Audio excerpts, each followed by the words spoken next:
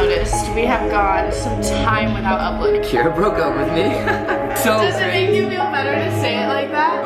Yeah, because I tried my ass off to make it work in the end. Oh, this is insane. It's clear that she did something. I'm beginning to notice why this relationship fell apart. This OKbaby, Kyra and Oscar story is about to blow wide open.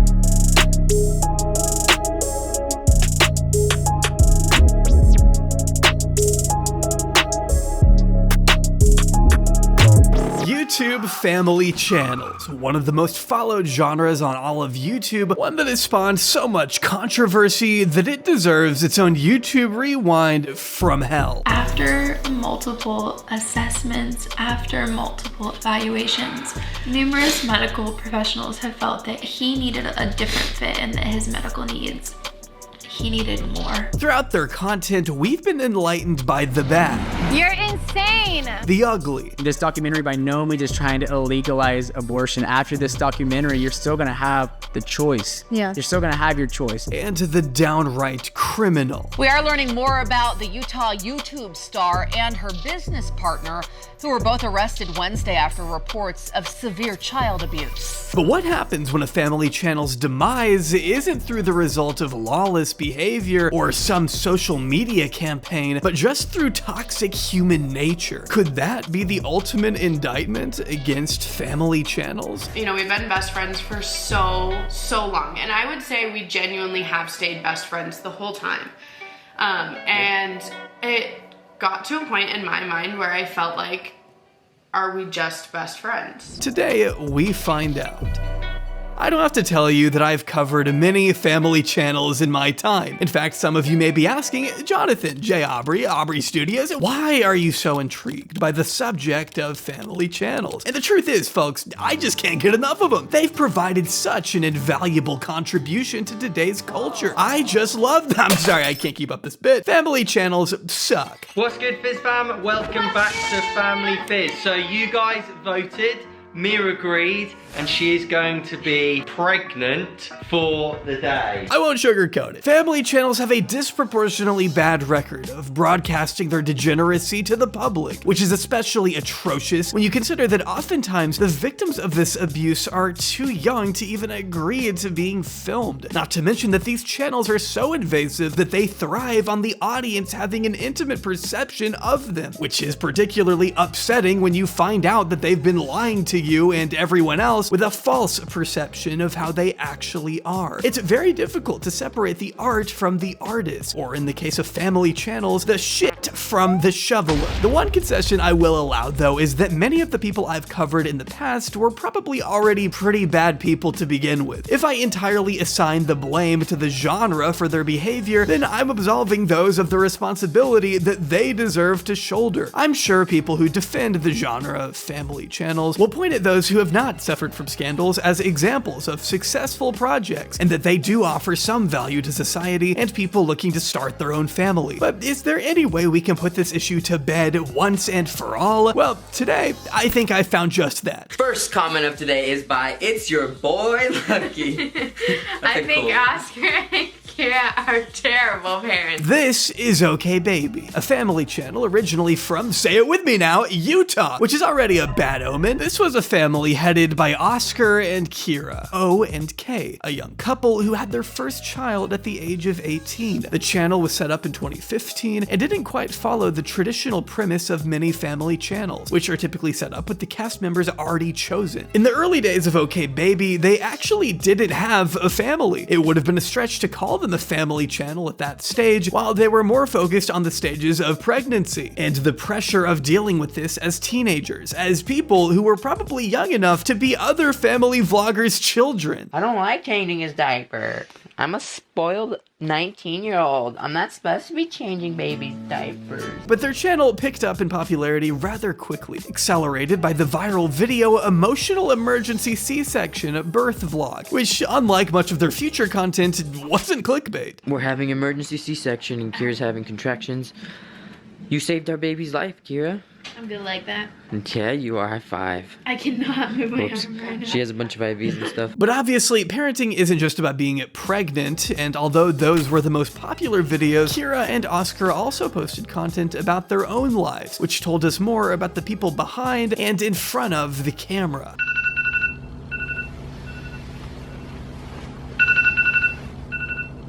Oscar worked in a factory, and Kyra had just wrapped up high school. They didn't have too much to support each other, and the channel would work as a way to tell their story, which it did, and many people tuned in to hear that. We found out we were pregnant when we were 15.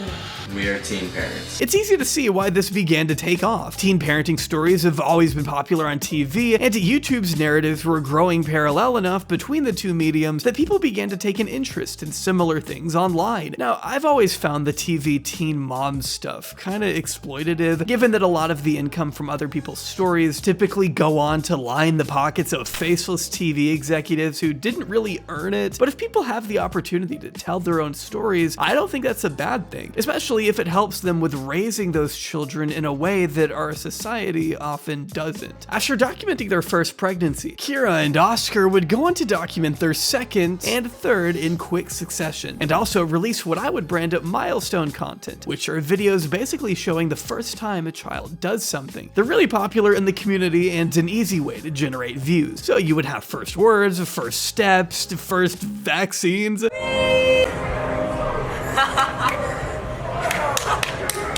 Poor kid had the gnarliest Facebook ever. Although they were a largely uncontroversial channel in the heyday of family content, one criticism leveled against them was the fact that Kyra and Oscar seemed to have a habit of exploiting accidents that involved their children in the title and thumbnail of their videos. This isn't the only time we've seen this happen, and a lot of the time in OKbaby's case it was just clickbait and it wasn't as bad as it was made out to be. It still left a few people feeling rightfully uncomfortable, given that there's something even more vulnerable than usual about a toddler who's injured or sick or whatever else. It underlined the reservations that critics have always had with family channels, that they were often too invasive. But then again, if people watched it, the uploads would persist. It's true that these videos, alongside their milestone content, pregnancy coverage, gender reveals, and the rest, were what drew people to the channel over the years. And from 2015 to 2019, OKbaby grew from 0 to a very respectable 1.5 million subscribers. But the winds of change blew hard in 2020, and with it took a lot of people's appetites for channels like OKbaby, leaving Kyra and Oscar a little strapped for cash. But that's why we have sponsors, ladies and gentlemen, like the one for this video, Scentbird. Scentbird is a fragrant subscription service on a mission to help each and every person express themselves through scent. You may have heard that wearing the same fragrance every day can lead to nose blindness, where you stop noticing your own scent. But because Scentbird is a subscription service, you get to keep things fresh with a new fragrance every month. It's the perfect way to break from fragrance fatigue, and you get to try a new favorite every single month. The best part is, you don't even have to commit to a full-sized bottle. This month, I got to try Saint Gillette by Imaginary Authors, Candy by Prada, Super Solid by Binaural, and Cloud by Ariana Grande, for my girlfriend.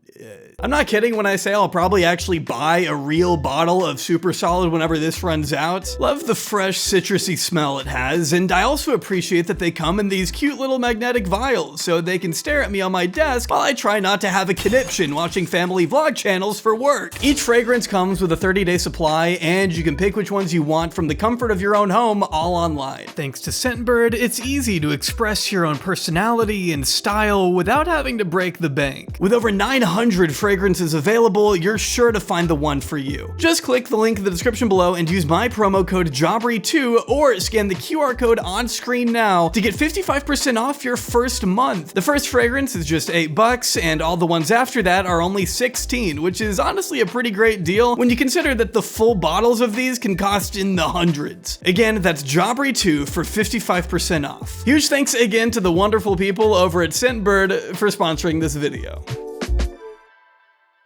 So that's one way to do it, but Kyra had another idea to generate some extra income. She started up a podcast called Beneath the Sheets with her longtime friend Hannah, later bringing along Oscar and Hannah's husband Preston. To me, when I think of like a slut, I think of like homewrecker. That is what to me, Yes. that is somebody who deserves all the slut shaming in the world. Yeah, if somebody's happy, don't interrupt that for your own. Even not happy. Like if they're not happy in a relationship, that is not your job, Miss Sophie, to swoop in and try to the guy till he figures it out. We'll get back to some of these names later, trust me. But ultimately, this was a way to talk more about adult topics, and it drew enough of an audience to keep the podcast going through 2021. And although they didn't pull the views they once did, it was still enough to maintain a channel and their livelihood, as they continued to cruise through life without drawing too much attention from any sides of the aisle. In spite of this, though, they weren't unaware of the increasingly prevalent ethical debate surrounding family vloggers, and even decided to add their hot, or as I'd say, bad take to it. There has been times where our kids haven't enjoyed it, and we've been open about that with you guys.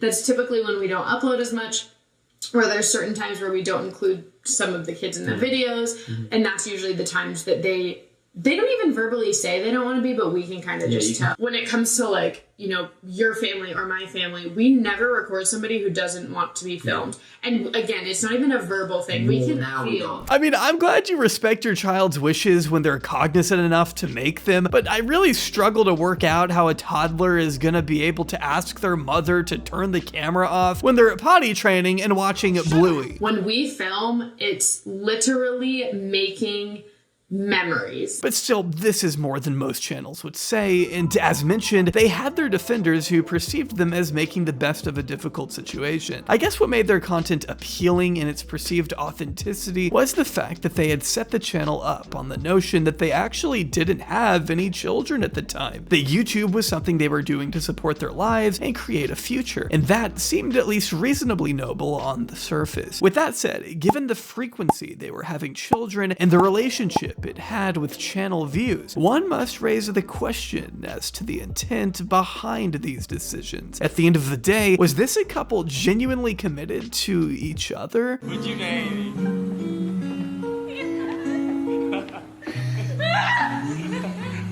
Well, at the end of 2018, Oscar finally decided to take the leap and propose to his soon-to-be fiancée, and she excitedly said yes, cementing that commitment. It showed that this was more than just a business venture to them, that this was a shared journey they took to improve the lives of their family. These were two people dedicated to putting that family over anything and anyone else, or so we thought.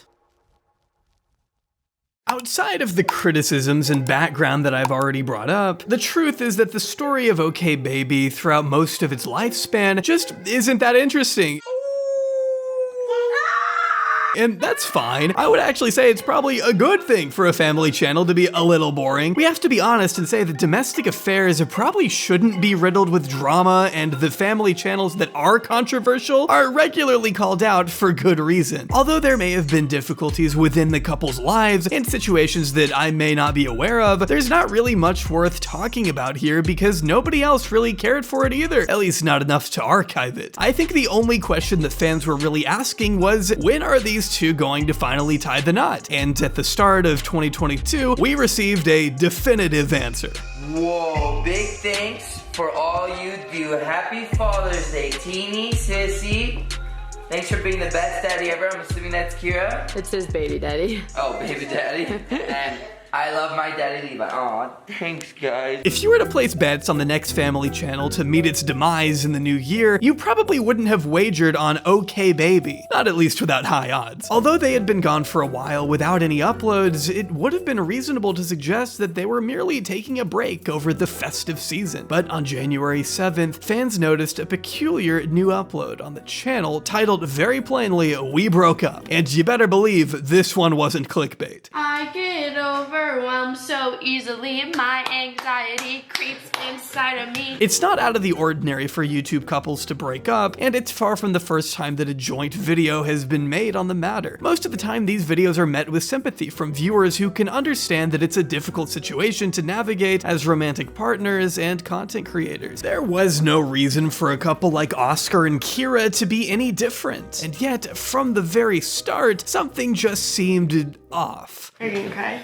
No. I might. I'm just kidding. What the f? It's hard to get on camera and act like nothing is going on in the back. But at the same time, it's also hard to get on camera and say anything, because what if we end up being fine and then like we just shared all that and then it just seems rocky and trashy.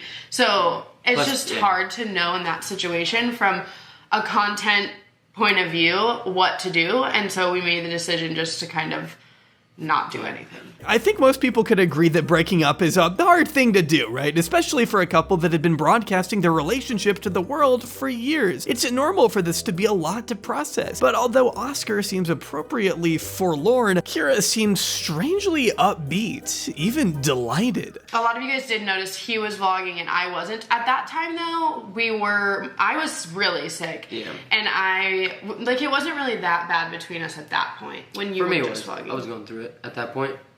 Like I saw it coming early because I just saw the switch. So for me, I was going through it, but I was still in the denial phase. Like, no, this can't be happening. And look, we all process grief differently, and how we may express our emotions may not reflect our true feelings. I get that. But at the same time, this seems like a pretty inappropriate and disrespectful way to go about making such a video, especially when your partner is right there sitting next to you, clearly not taking things well. In fact, Oscar wastes no time dropping some pretty pointed comments that refer to Kyra's nonchalance, which Kyra doesn't even bother challenging. So yeah, Kyra broke up with me.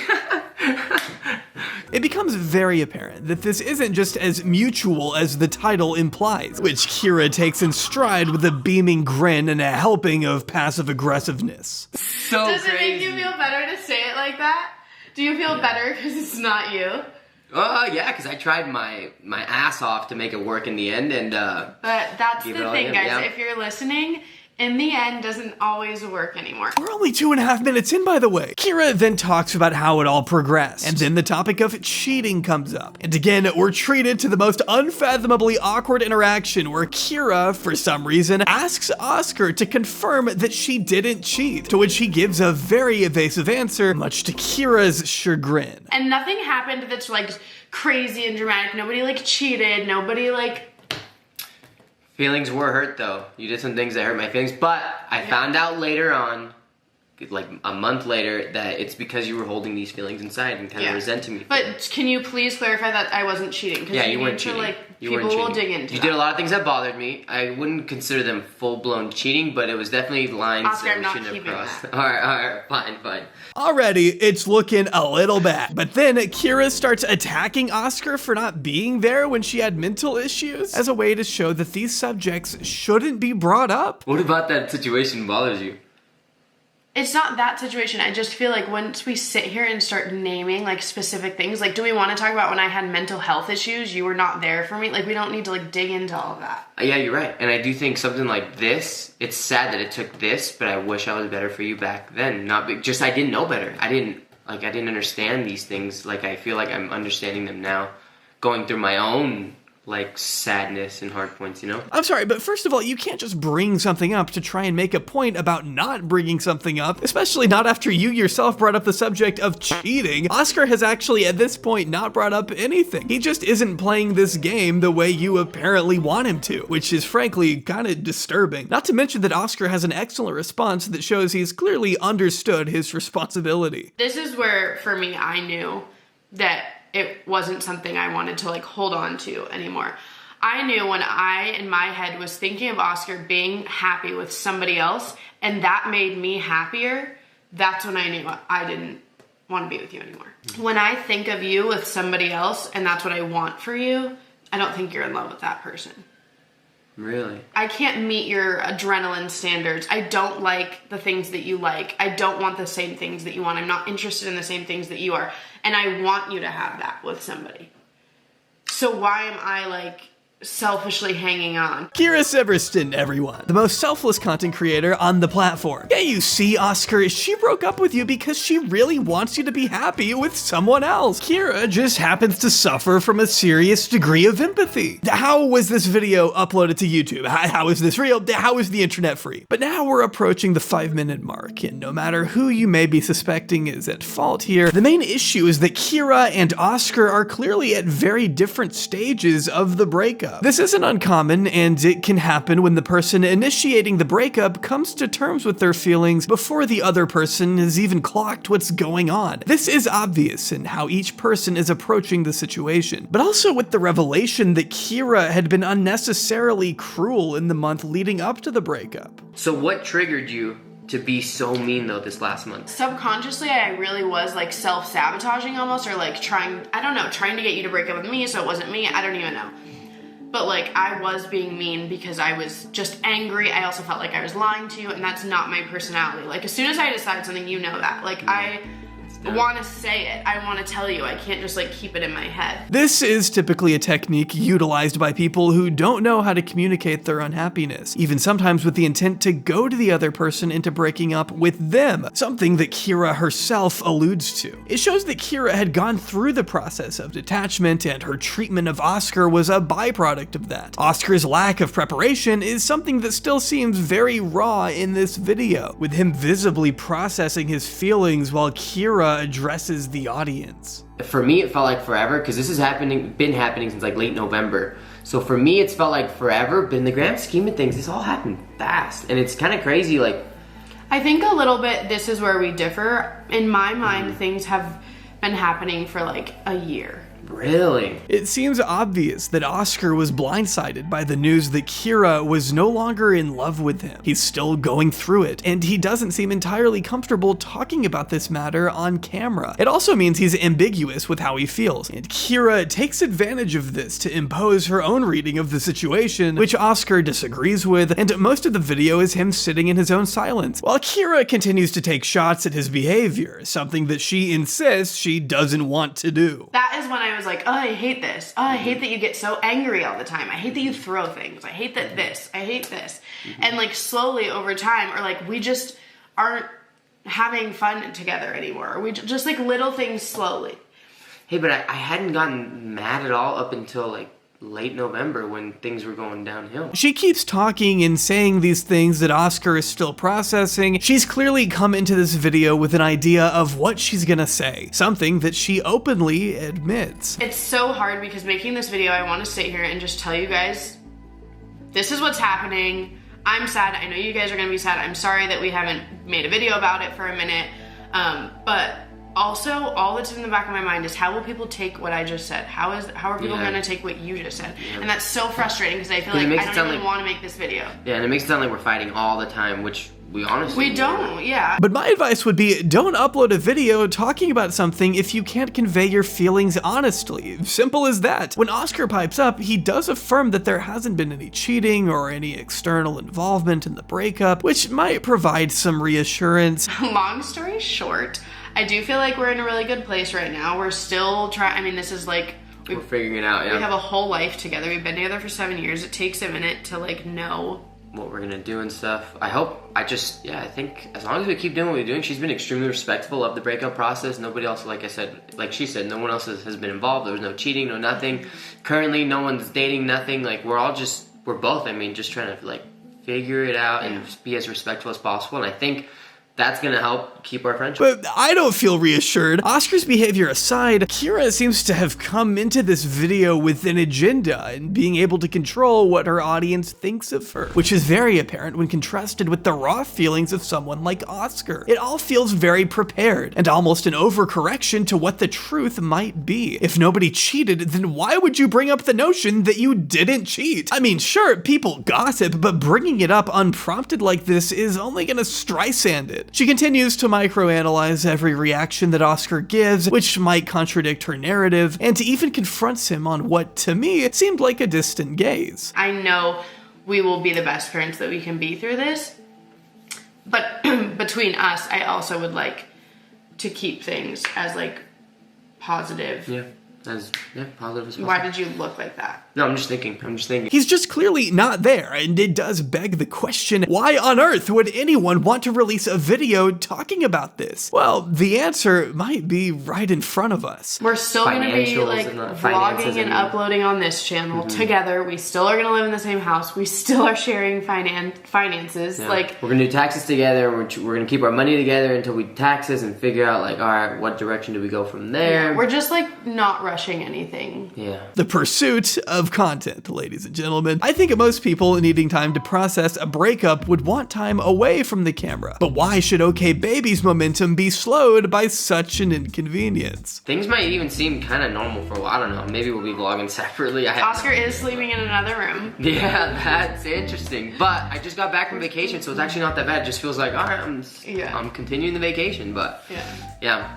That's what's been going on. Last night was his first night in the new room. Yeah, downstairs. Was it weird? No, not at all. Like I said, I've been waking up in new places the last like, what has it been, 3-4 weeks? I really don't want that to be the reason this video is uploaded, but I struggle to think of another more believable alternative. Oscar was very much not prepared for this video. Kyra was seemingly too prepared for this video. And while they seem to be working hard to create a functional video in any way they can, it's just not happening. And when that becomes apparent, when they started disputing facts and taking veiled shots at each other, they should have just taken a step back and turned the camera off. Your audience is not entitled to any of this information, and it shouldn't have been addressed until you felt comfortable sharing. The only reason you jump the gun on uploading something like this is so you can return to uploading content as a whole. And although they may have gone through what is clearly a bitter breakup, they state that they do intend to continue living and working together. So Oscar went to the strip club, didn't get a lap dance, stupid. Didn't Venmo me just as much money as the stripper, stupid. I barely threw anything, but sure. Tell them you barely didn't and how much it was. Okay. You sound like an idiot. Tell them. I was trying to underplay. Yeah. It was only $200. Only? What kind of money are you making? Not any, because you're not uploading. So Guys, $200 is a lot. I just found out I was single, okay? I wanted to feel like a baller. You didn't even get a lap dance, though. Okay, anyways. There's a story about how Oscar blew $200 at a strip club shortly after, but didn't even receive a lap dance. It's told as this hilarious little jape, but it feels much more depressing when you can tell that this was a guy coping with the fallout of his relationship and was trying to numb the pain. It starts to feel like a sort of sick humiliation ritual and seems completely tangential to the point that they were trying to make, with Oscar again disputing the narrative that Kyra is trying to present. Not that I was even trying to get any, but she was telling me like, hey, I think you should sleep with someone. Like, what? First of all, I wouldn't even know how to go about that. Like, I don't know, guys, I feel like they just like need that. Like, Oscar and I haven't slept together in some time. It's been like a month, yeah. Like 2 months.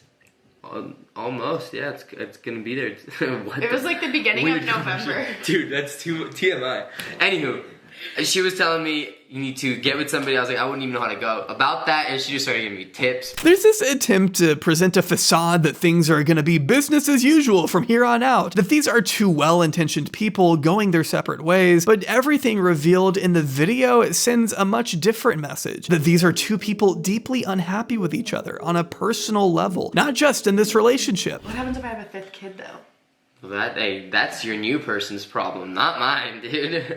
For real. But yeah, that's where we're at. Vlogs are probably gonna be, like I said, like probably the same for a little bit. We don't know.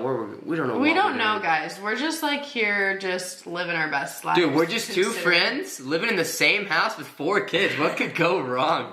Right? Oh God, everything. And that they are setting themselves up to fail with this philosophy that they can just work through being separated in the same space. And this becomes especially apparent at the end of the video when they try to have some banter, and suddenly the topic of unfaithfulness comes up again, with Kyra trying to preemptively explain herself. The fact, confidence, I love it. The fact that you think after everything you put me through, I would be like...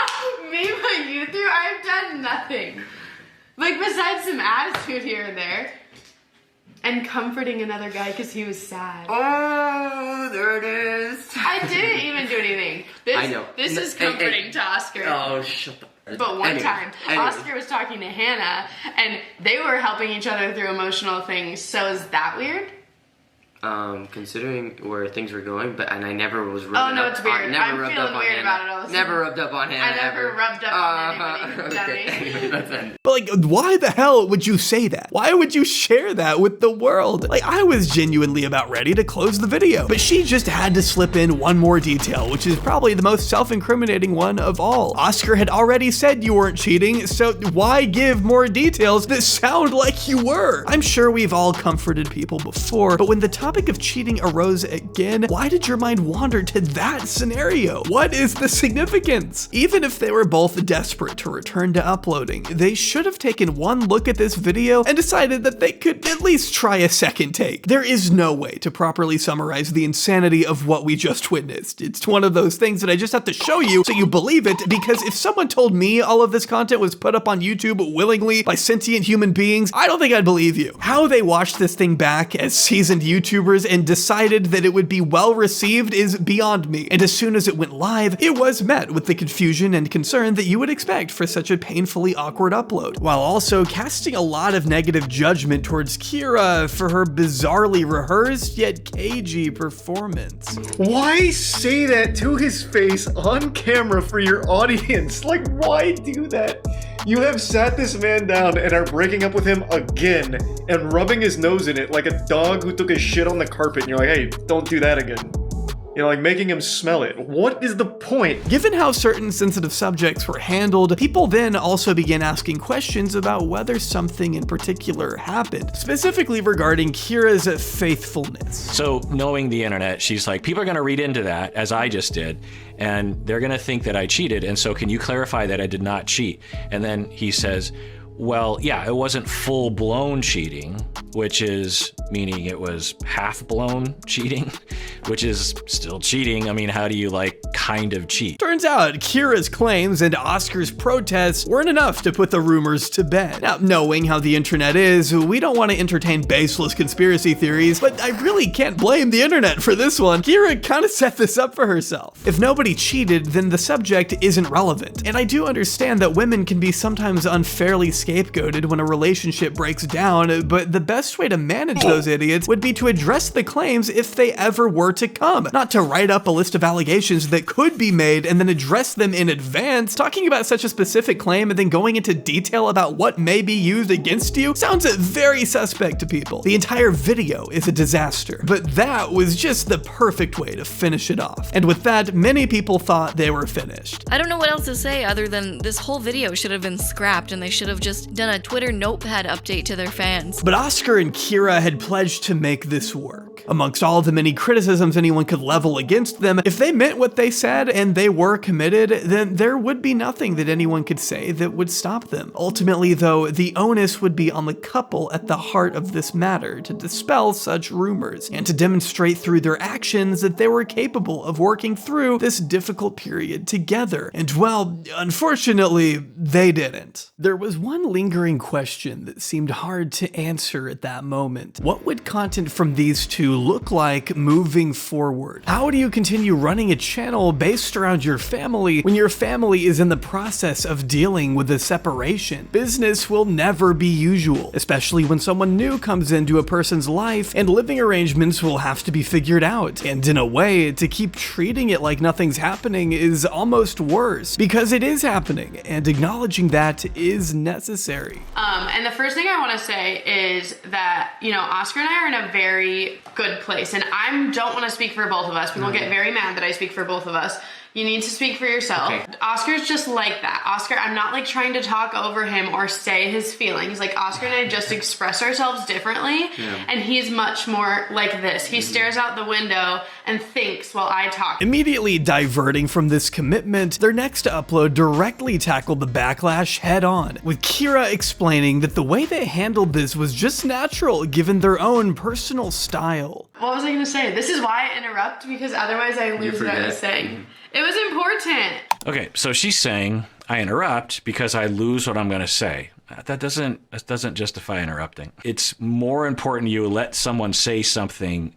You know, it's a good sacrifice. If waiting for someone to fully complete their thought, especially if it's just one sentence, and you lose your train of thought, that's okay. There are many criticisms of this video that can be made, that specific one coming from Dr. Kirk Honda of Psychology in Seattle. One of the subjects brought up here that wasn't referred to in the original upload was the subject of a vasectomy, something that Oscar received under the impression that he probably wouldn't need to have any more kids with Kyra. People had picked this up after the first video with the implication that Kyra had at least allowed Oscar to have a vasectomy when she was already in the process of leaving him. Kyra seems annoyed by this assumption, and Oscar agrees that this was ultimately his decision, but also that he might have done things differently, knowing what he knows now. An important tidbit of information that we will return to later. This one actually infuriates me. I never asked Oscar to get a vasectomy. I did not want him to get a vasectomy. I wanted more kids, and I highly encouraged he didn't get the vasectomy. Thinking we were gonna be together forever. Not that I want any more kids or that I want other kids with other people right now. I think I made the right choice as of right now. And I think forever. I don't know, like, I have 4 kids, like. But guess what, if you change your mind? You can reverse it. Will I?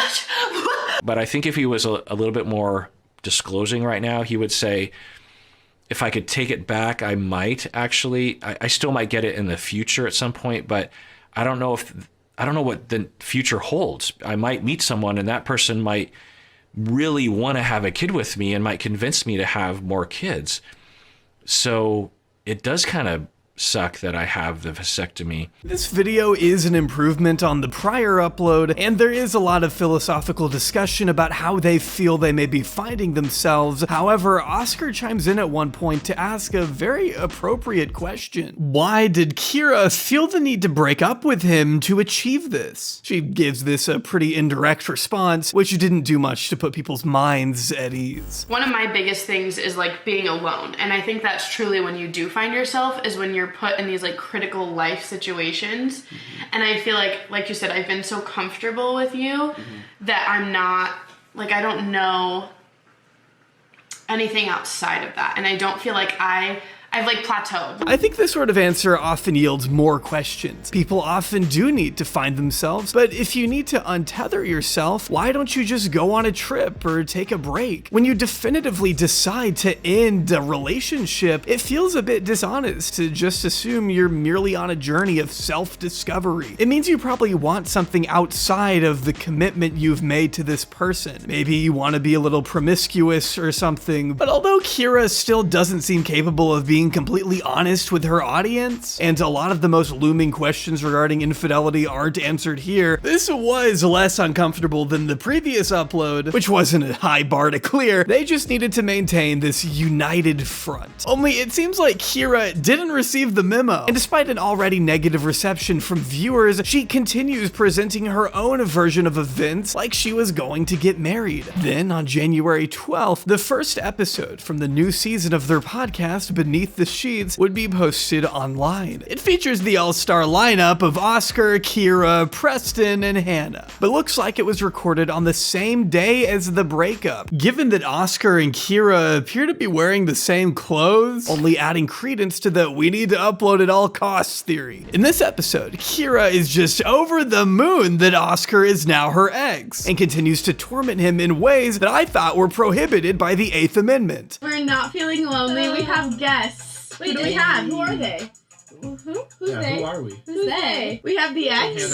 We have the ex. That's gonna need an explanation. No, it doesn't. That's the ex. We still love him though. I won't lie to you, this is a very difficult one to watch. And you'd think that given how poorly received the breakup video was, that they may have learned their lesson and tried to record this episode again. Kyra is aware of where viewers stand on this. And to take a bit more time to actually create a video that doesn't make you want to gouge your own eyes out would have cost very little. But any lesson previously learned seems to have been flung out the window, as this recording shows us each podcast member is incapable of even stringing together a sentence at most times, likely due to the very fresh wound. Life happens, and now they are now exes. Yeah, life happened. Baby daddy and baby mama. Kyra dumped me. Oh my god. Oh my god. Honestly, that's okay that he says that. I think it helps him feel better, and I'm full It's true, Kyra. for it. But yes, we did split up. Call me in 6 months to ask how it's going. Absolutely. Now, if you don't know who that burly bearded man on the side is, that's Josh, the host of the Dad Challenge podcast on YouTube. Josh is a very vocal critic of family channels and has made videos criticizing OKbaby before their breakup. His numerous videos covering their content after they announced their separation has helped preserve many of these videos, so you will see him reacting to much of the content we look at. He also plays a part in this story as well, which will be revealed soon enough. But for this moment, he was merely highlighting, like many people, how strangely excited Kyra seemed to be.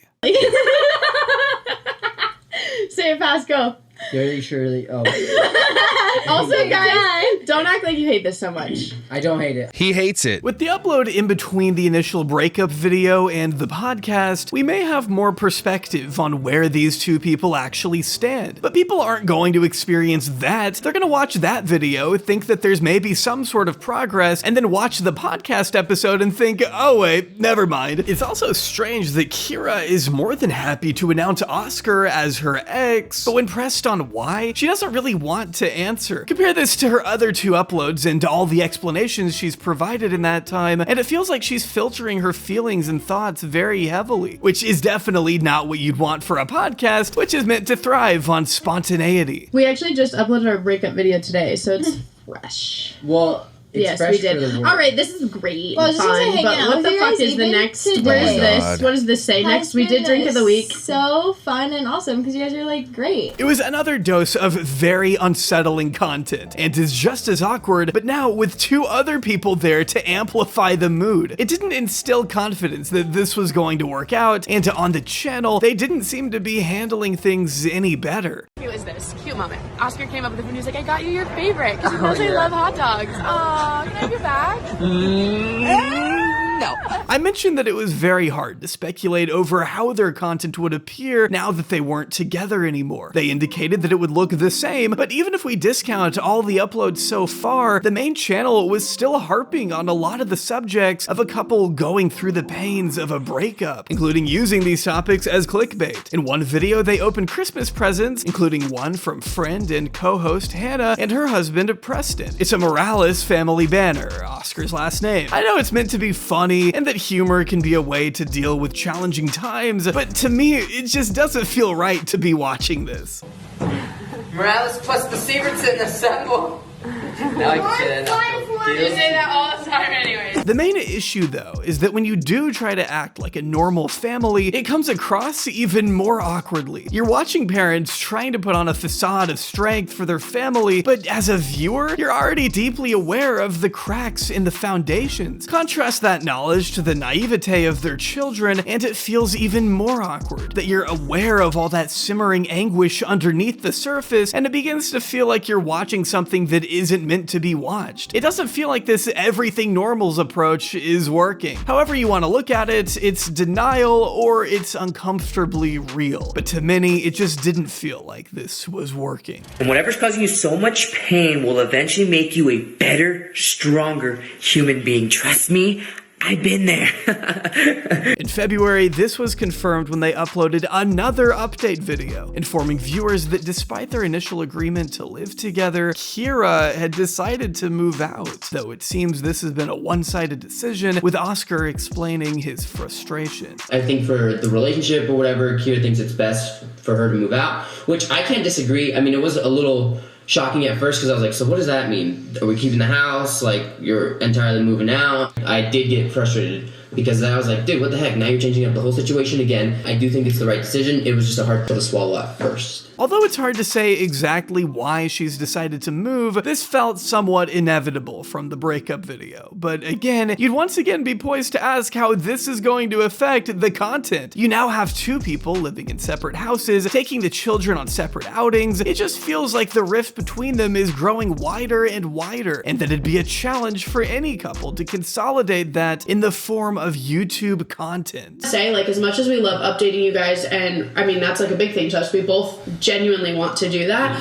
I do feel like we're both trying to keep the kids process as private as possible. You're a family channel, Kyra. You gave up on your privacy years ago and have still been making multiple references to this in front of your children and your audience alike in the past month. Trying to consider all factors, the kids, the finances, us as friends, us as individuals, like long-term goals, short-term goals, Levi's school, the babysitter, like every aspect, and trying to make that all work the best way in one situation is very difficult to figure out. And on top of that, we have the world giving their opinion, a lot of people that know us, a lot of people that have no idea about us. I don't mind. I like seeing new perspectives, and I like understanding what or thinking or seeing things that I didn't even think of. So. I agree, but I think that the people that have no idea about our situation commenting becomes overwhelming and silly, and especially people who have not been through something like this. Again, it feels like Kyra has come into the video already with a preconceived point of view and narrative, and Oscar's facial expressions send the message that this might very well be news to him as much as it is to the audience. And again, it gives the impression that there may well be an ulterior motive. The biggest learning curve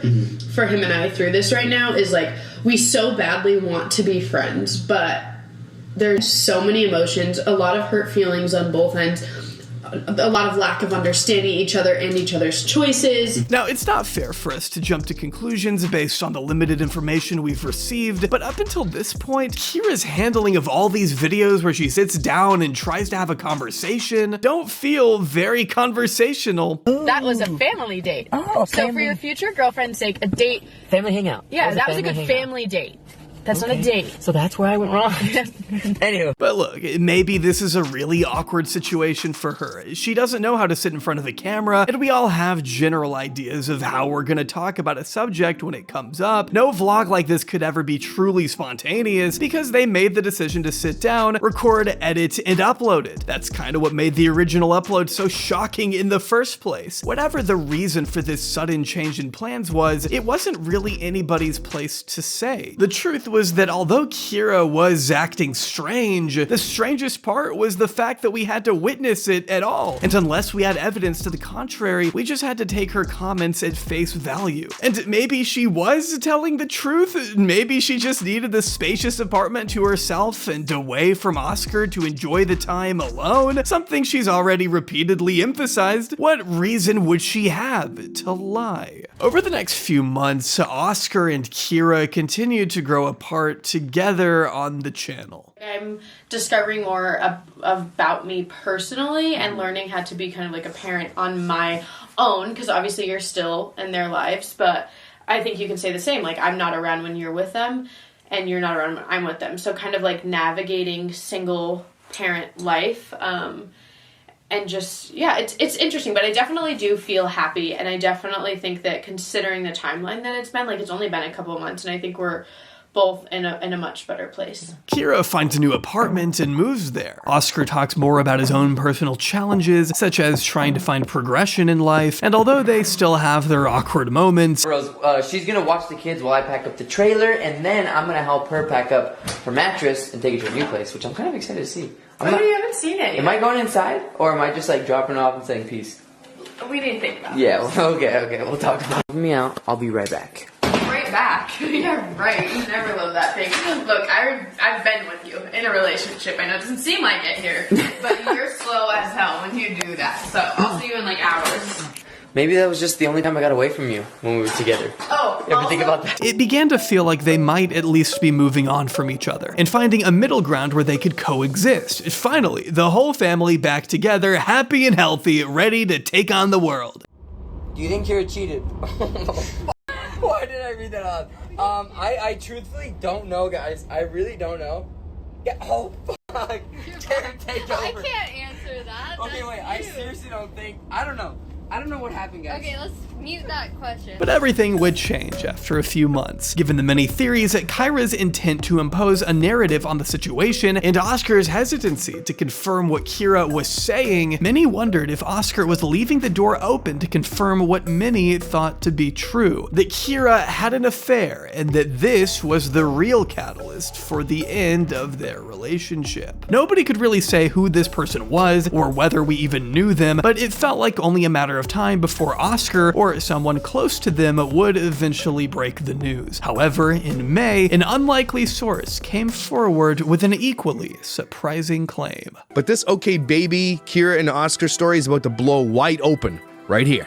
So let's go. It was the Dad Challenge podcast. Now, Josh is known for making a lot of reaction content, many of it with his own personal criticism, but he wouldn't have been the person you would expect to be able to provide any insider information on the nature of OKbaby's personal business until now. Because in this video, posted on May 21st, 2022, from the report of a third-party source, Josh alleges that there was indeed another man, and that this person was someone much closer to home. Even Oscar alluded to her cheating on him, and a lot of people are saying that she did. Oscar went live the other day and said, I don't know, maybe.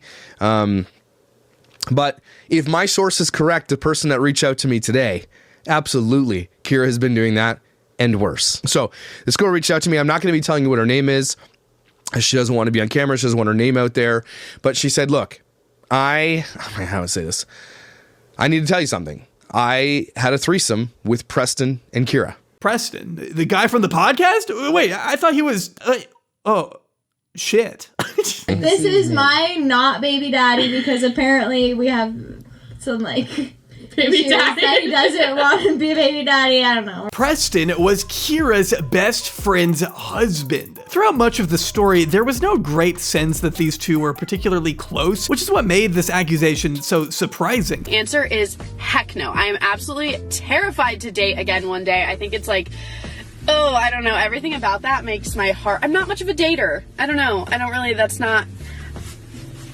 I just don't. That's scary. However, there was knowledge that Preston and Hannah's marriage had been annulled in the past month, which would tie very conveniently into this new information. On the other hand, it would also be an absolute betrayal on so many levels for a person to cheat on her fiance with her best friend's husband. As an allegation that the Dad Challenge podcast is promoting from a third party, it all seems very bold and definitely requires elaboration and evidence. Josh provides this, but not without context, of which the story feels too bizarre to make up. Preston on Bumble sent this to my source. Says, hi, did you read profile? Yes. You interested? We are. Are you? Paradise, where are you? Yes, I am. So he's asking where she's from, blah, blah, blah. Don't forget they're in Vegas at this point. This is April 21st, 2022. If you wanted proof that Kyra's in Vegas, here it is. I did find it. So Kyra's here in Vegas at the Wynn Hotel, which is a very, very posh, fancy hotel. Very expensive.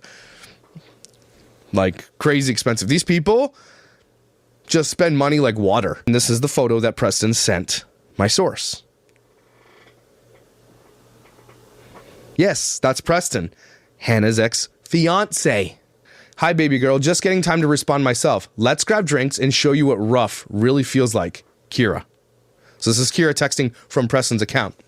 Could be, could not be, whatever. In summary, the allegation was that Preston and Kyra went to Las Vegas, and in Las Vegas, they decided that they would engage in a threesome with another individual, sharing some information that seems wildly contradictory to the image that they were portraying on the channel. The evidence to back this up includes a photo and text messages. The picture being shared is clearly Kyra and Preston, and Kyra signs her name when using Preston's phone. Josh also provides strong circumstantial evidence to show that Kyra is indeed in Vegas. And by this point, everything feels like it's conveniently lining up. Even if we set the freaky stuff aside, we can assume that Kyra and Preston have traveled to Las Vegas together. This is already looking pretty cut and dry, but the more interesting allegation is the one that followed, when this anonymous individual reveals that Kyra made a claim in their conversation that seemed to conflict with the numerous statements she had put out on OKbaby and her own personal channel. Kyra said that her and Preston have been together for over 8 months. Right? And a lot of you are thinking, oh, doing the math. You're doing the math, right? Yeah. The We Broke Up video was 4 months ago. Okay?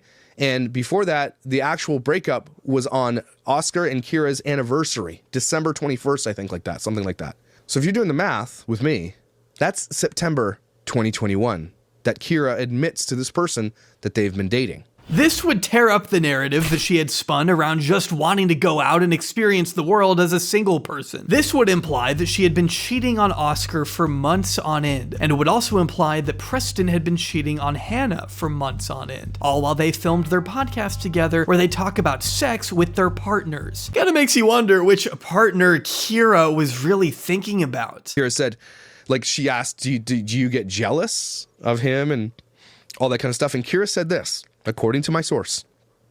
Well, not really, because I was the other third person before this. She said those words. I was the third person. And so now I'm together with him and I'm not the third person anymore. And so I don't really get jealous. But we did this and it ruined my friendship with his, for all intents and purposes, his fiance. I'm trying to make this say. So she's basically saying that they did threesomes and that it turned out bad because they developed feelings for each other and started dating, and it ruined their Preston and Hannah's relationship. Somehow, what follows is even more curious, though I need to disclose that a lot of the stuff that follows after these individuals meet up is hearsay and is not evidenced. But this source alleges that Kyra revealed that she started off as the third wheel in a threesome dynamic and then moved into the more intimate relationship with Preston. It's not crystal clear whether the other person in the original threesome is Hannah, but that appears to be the implication. Kyra was likely having a relationship with Hannah and Preston in September, and could have been before that, which means that they were cheating. All of them were sitting there behind Oscar's back, having threesomes behind his back. Honestly, all of this stuff makes me feel like we're just a little too close to these people. But when you foster a relationship with your audience, when you create a family channel that shares all of these intimate details about your home life, on top of having a podcast where the main subject is sex, then you might be the one opening yourself up to this sort of investigation. I'm sorry. I still don't understand how you go from having a family channel to promoting your NSFW podcast on it. It'd be like if Stampy Longhead started an OnlyFans. I asked her to share Preston's phone number, and she shared Preston's phone number, and then I corroborated that with someone who knew what Preston's phone number was, and they were the exact same number. These were claims that could jettison the remains of the working relationship between Oscar and Kyra, and by extension, the entire OKbaby channel. And they only drew more ire to somebody who was already receiving a lot of suspicious gazes. But this time, it felt like these claims were also far too substantiated to actually ignore. Further to this, a creator by the name of APOC posted a screenshot of Hannah allegedly confirming that Preston and Kyra were dating now. This screenshot isn't the highest quality, so it has to be taken with a grain of salt, but combined with the other evidence, their relationship seemed all but confirmed. So what would Kyra say to this? All I will say regarding this is that some people will do anything in their power to try to bring others down. Be that through rumors, lies, or anything else they can get their hands on. It's not worth my time to defend every single thing said about me. Well, a predictably vague response, slamming the claims as rumors and lies, only really entering specifics to reiterate that she didn't cheat on Oscar, which would contradict the testimony of the person she allegedly had a threesome with in Vegas. I don't even know what I'm saying right now. Regardless if you want to believe it or not, I did not and have never cheated on Oscar.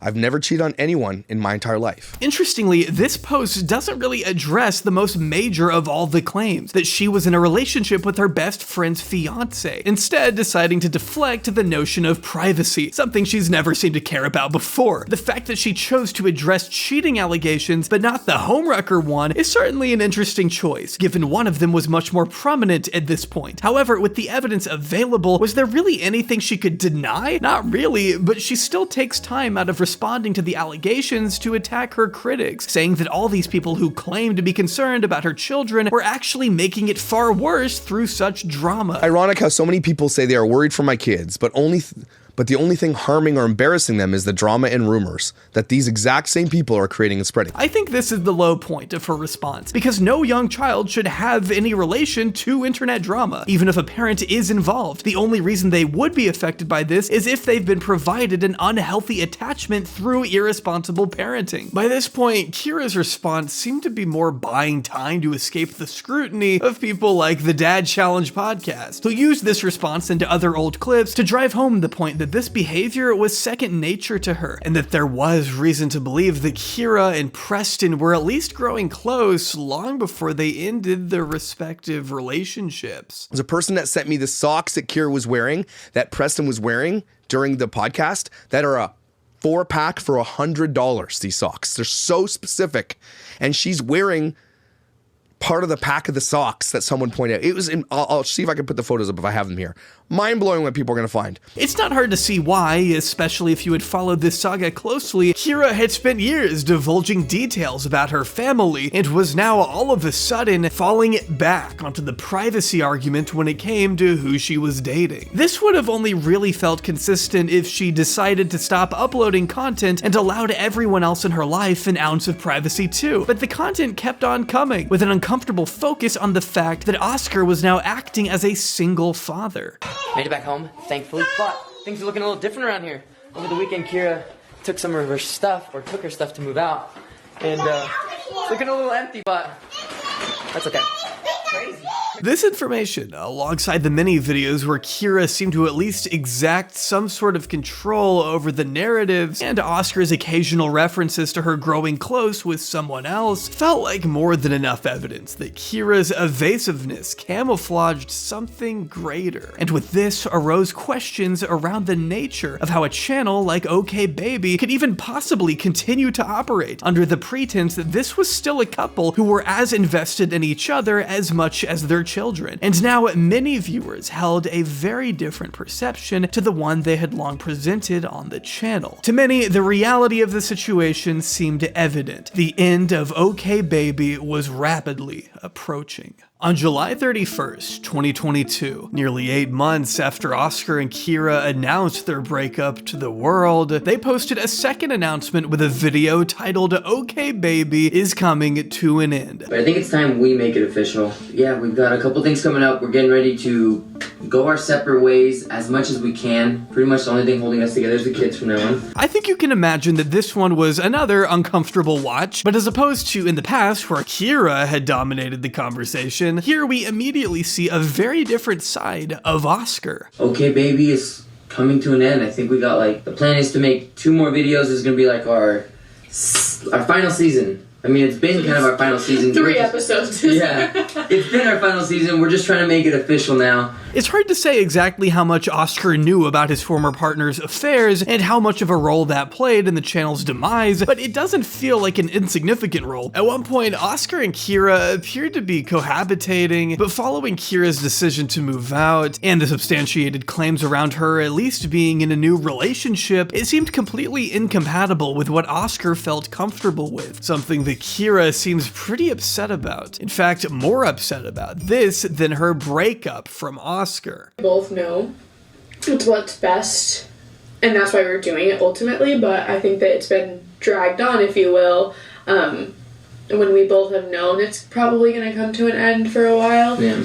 But because it's definitely not easy, I mean, this has been, besides each other and our kids, this has been the biggest part of our life. I want to make it clear that it's perfectly acceptable to be sad about a personal project coming to an end, but Kyra's distraughtness at this news, in comparison to her apparent nonchalance in previous content, is what left many with a rather bad taste in their mouth. It felt much more difficult to defend her previous responses as just her own way of handling things now that we'd actually seen her going through legitimate grief. She still had that awkward laugh and the lighthearted comments, but you could hear her sniffing and breathing in between comments like she had been crying. Regardless of how you felt about her sincerity, one thing became apparent. Unlike the breakup, this was not something she planned for. Overall, it definitely is more exciting. It's just like sitting here when you really think about that channel this channel not being a thing anymore. It's just like the weirdest thing. Whether everything had happened much more quickly than she expected, or whether she was met with unexpected resistance from her prior partner when her personal choices went public, it was clear that up until very, very recently, maybe even that day, she was under the impression that OKbaby was a salvageable project. Even as she insists this was a joint decision, her tone gives away that it clearly wasn't. You know, this is now a developed business, if you will, and now to go and start that somewhere else,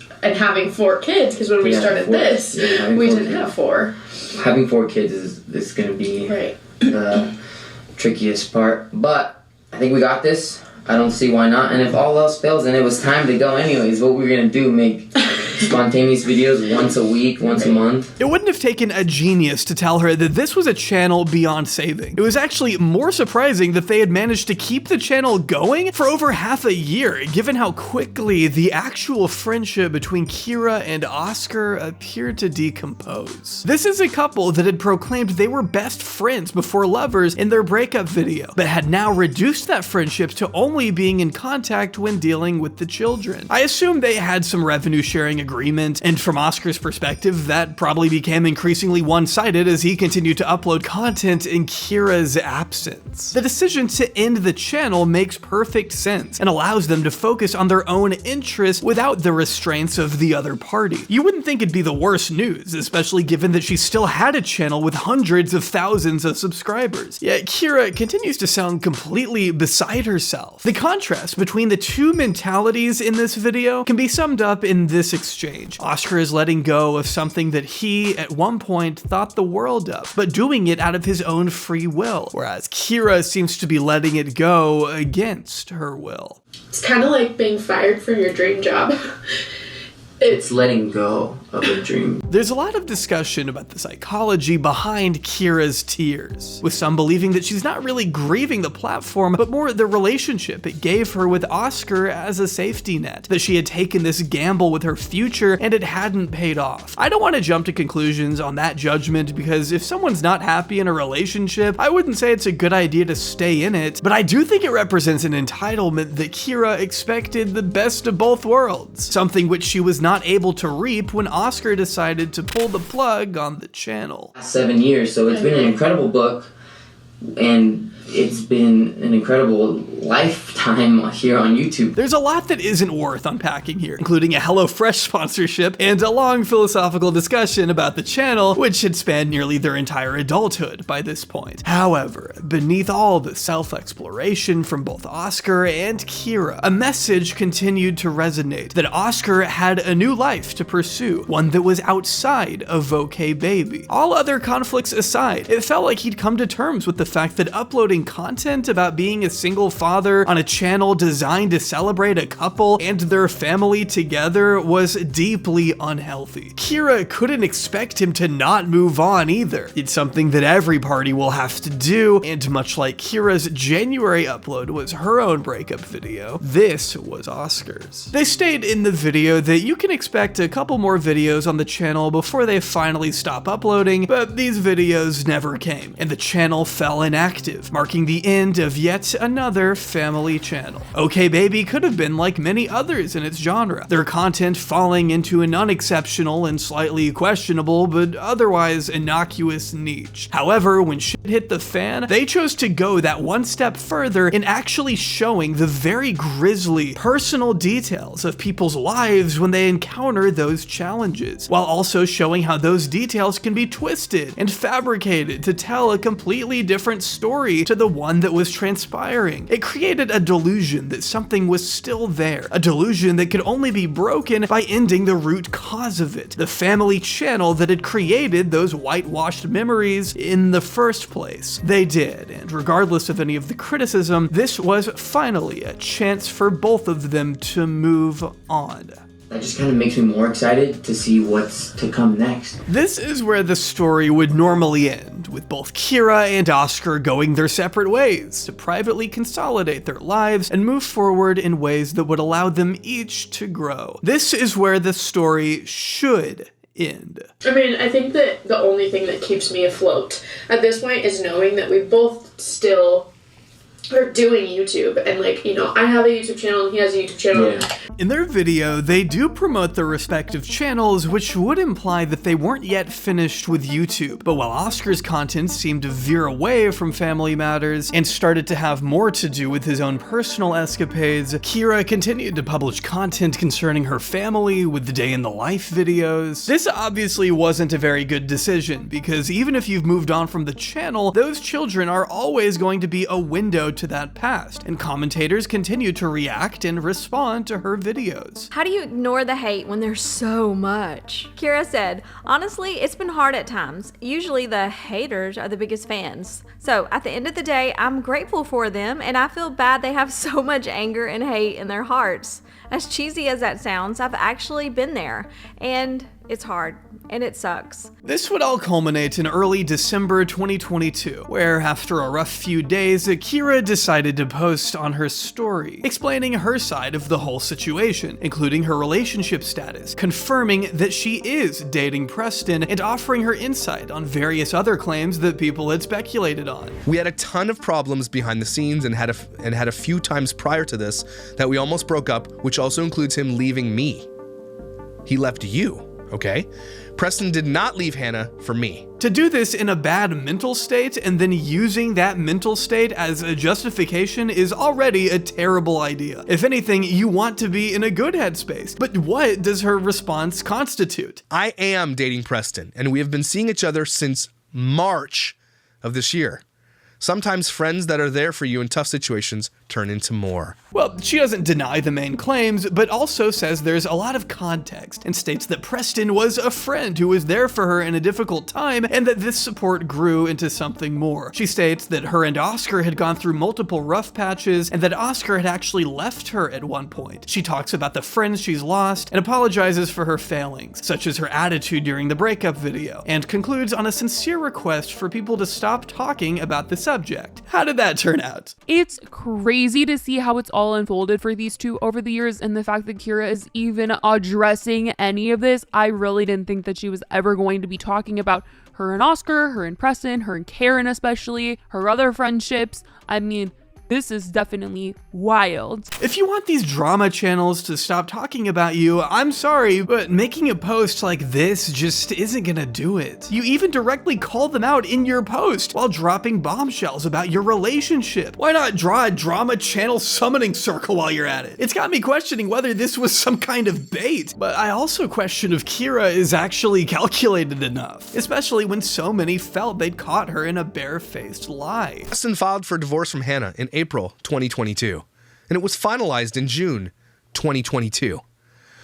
She's lying if she said he didn't leave Hannah for her. How could they have been dating in March when he wasn't even divorced yet? All available evidence had indicated that the annulment or divorce proceedings between Hannah and Preston had begun in April of 2022, a month after Kyra claims she had started dating Preston, which would contradict her claim on the same story that Preston did not leave Hannah for her. It's also such a strange claim because it's hard to see it any other way, that they both just happened to leave relationships with people very close to home and stumble into each other's arms. It again made the post feel more calculated than it should have been. Was Kyra just using a bad mental state to present a facade of honesty? Did she think that would work after her previous attempts to control the narrative surrounding her relationship with Oscar? Probably the most telling part of where her priorities lie, though, is her complaining that she just wants to make content about her, Oscar, and her children, and doesn't want to talk about her relationship, as the channel doesn't concern that? I'm sorry, but you had no issue showing Preston in your old content or your old podcast, and I think you having a new boyfriend, it does affect your relationship with the rest of the family, positive or negative. All of these stories felt like Kyra was trying to do damage control for something where the damage had already been done. The following year, she went on Oscar's channel to do a Q&A, and the first question that happened to be chosen was regarding his feelings over her relationship with Preston. Question number 1. How do you feel about Kyra's new boyfriend? It's just weird because of who it was. Truthfully, if she dated anybody else, I wouldn't care. The positives of it have been that the kids were already comfortable with him, already kind of knew him, and so the transition into that was a little easier, which is kind of nice, but it was still really, really awkward and uncomfortable. Do you feel like it's better? Yeah. I feel like our friendship isn't there anymore, but hey, that's what it has to be. It's just, yeah, you guys are doing your thing. Oscar handles this with dignity, but again, I can't help but feel like Kyra is desperate to repair her image by receiving Oscar's blessing and using it to talk about how she handled the situation poorly. I do kind of regret how I handled things online, actually not kind of, a lot. I do feel like that I was trying to pretend I was okay when truly I wasn't, and I should have accepted and not embraced, but just been okay with having emotions at the time. And then also, I think I should have given you more space and not tried to be friends right away. Yeah, I could see that. It's nice to hear some reflection, but with how deliberate she had been in the past, it's kind of hard to take any of her explanations at face value. Much of the video feels like Kyra is still desperate to ride on the coattails of OKbaby's legacy while patching up her own reputation. Especially in the last year, I've learned so much about friendships, relationships, myself, how to respect myself. Because truly, if you don't love and respect yourself, you can't provide that for somebody else. And maybe that's just the nature of content creation. There is an element that's rehearsed. I hate to break the veneer for you guys, but I'm not just yapping off the top of my head here. And I think that while Oscar had effectively moved on by this point, Kyra was still very insecure about how she was being perceived, not appreciating that how she was perceived tied back to OKbaby. Every time she drew views by alluding to that channel in her content, she reminded people of how it ended. It was that toxic both worlds mentality rearing its head again, that no matter how hard you try, you can't stop people from going through your old content and creating compilations of you and Preston fraternizing, and until you did something about that, you'd be eternally caught in this feedback loop, something that by mid-2023, Oscar seemed to have escaped. Time for a massive update. On August 1st, Oscar uploaded the video to his channel titled The Story of the Broken Me. It documents a lot of the difficulties in his life and how he was in the process of overcoming them. This is a hard video for me to make, and it was truthfully uncomfortable. I like making happy videos, and obviously this one wasn't, but I felt the need to make it so that I didn't feel like those emotions had power over me anymore.